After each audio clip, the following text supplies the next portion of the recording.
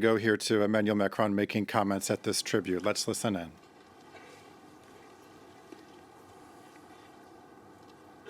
Il y a près de 3 ans, About 3 years ago, Pierre Soulages Pierre Soulages fêtait ici son siècle d'existence. had 100 years. He was 100 years old, and he hosted a ceremony in the Louvre among his paintings exhibited in our greatest museum. He had been several times celebrated in the Louvre, but on the occasion of the 100th anniversary, it was an opportunity to recognize that he had become a master of painting, a classic artist while alive. So it had to be here in this square courtyard, surrounded by millenary masterpieces and eternal geniuses, all his friends, so many contemporary artists, to pay a tribute to him while he's going.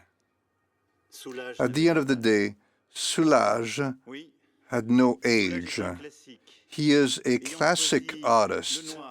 He selected black as an editorial of modernity.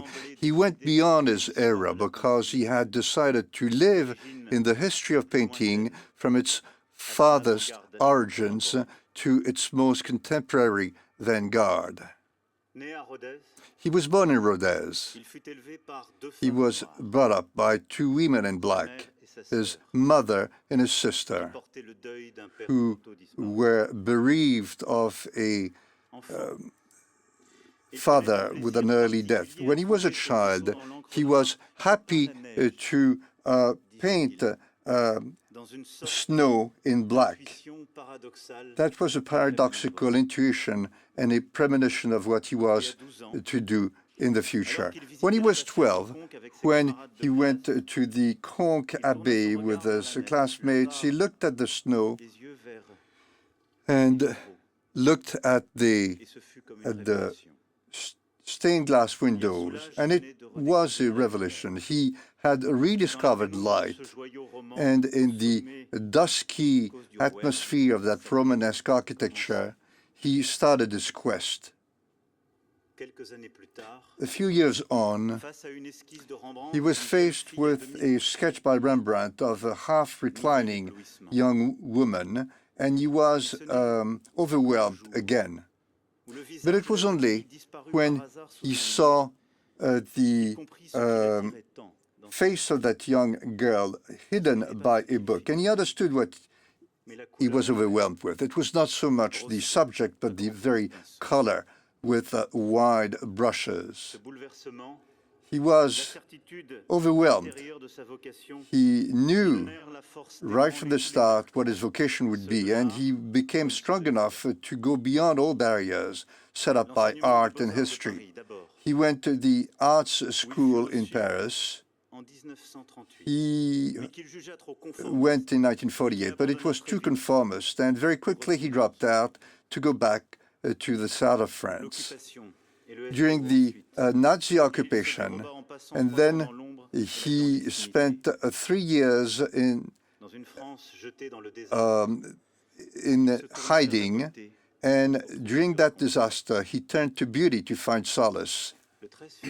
On the 13th of February, 1941, he went to Montpellier to become a teacher of drawing, and he saw on a yard a crowd that seemed to be clamoring for bread, but then he understood he was mistaken. Actually, that crowd was applauding Pétain hosting Franco in the prefecture. He was anti-fascist and anti-Frankist, and he was devastated. So he went to the Faber Museum, and that was magnificent. I fell back on my feet. That's what he said. Art was his haven and his solace. In those years, art was also the light of a meeting. In 1941, he met at the Fine Arts School in Montpellier a young woman who came from Sète, Colette. L'année suivante, Next year, Colette et Pierre scellaient Colette leur union and pour Pierre vie. Ils se marièrent par got une nuit married noire, for vêtus life de noir, on a dark night, dressed in black, surrounded by accueillis black. jusqu'au cœur de leur couple, eux qui en And savaient so la clarté they des hosted black.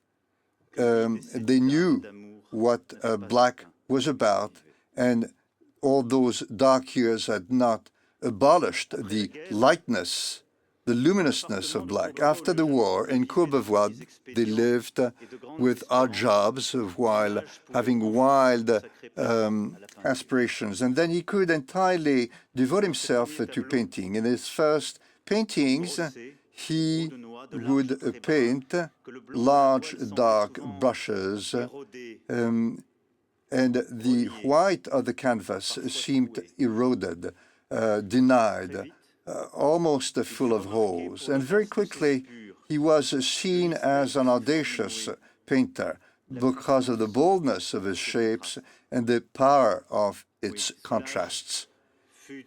Soulages was one of the great artists that were genial enough and lucky enough to be recognized when he was alive and still young. He was not even 30 in 1949. And the Munich and New York galleries wanted to buy his paintings. He had his first solo exhibition in Paris. And thanks to the Grenoble Museum, his works were hosted in public collections. Increasingly, in his Rue Chinchère studio, he painted more darkly, more widely. Black gained more space and new textures. There were some pale grays, clear browns, dark reds. In 1979, he was working on a difficult painting, but black eventually covered the whole surface. So he gave it up. He thought that painting was lost, but actually he had just found it, the work of his life.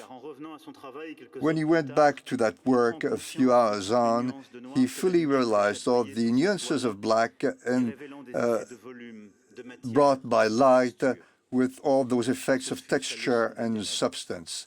That was the lesson from darkness.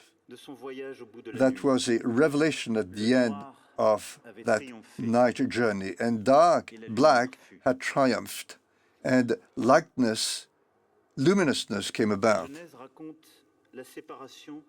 And then in Genesis, we see the split between light and darkness. But Soulages showed that there is some of it in the other, and vice versa, as a Promethean fiat lux.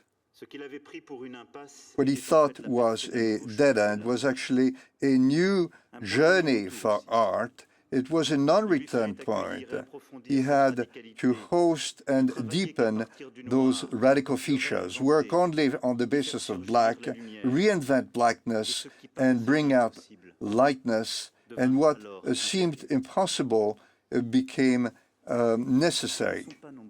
There are not many people, not many artists that gave their name to a color. We know the Veronese green, Nattier blue, Klein blue, Majorelle blue, and Soulages black, because he combined pigments. He brought out those hues of blue or red in a deep color. He had gray blacks, blue blacks, matte and smooth blacks, clear blacks, and intense blacks. He shaped them as a sculptor would brush them out, deepen them, work on them so that light could pull those hues and rhythms out of it and become something else than black. And that is ultra black. So he went beyond the primal antithesis of black and white. Éloge absolu. This is an absolute a tribute to nuances.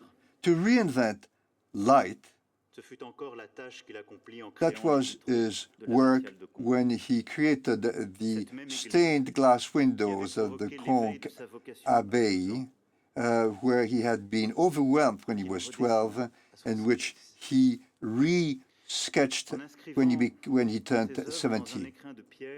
He brought those works in stone. He drew those works in stone, setting up a bridge between ages. With the 104 stained windows, he added his touch to those centuries art masterpieces. And he a pénétré dans l'abbatiale.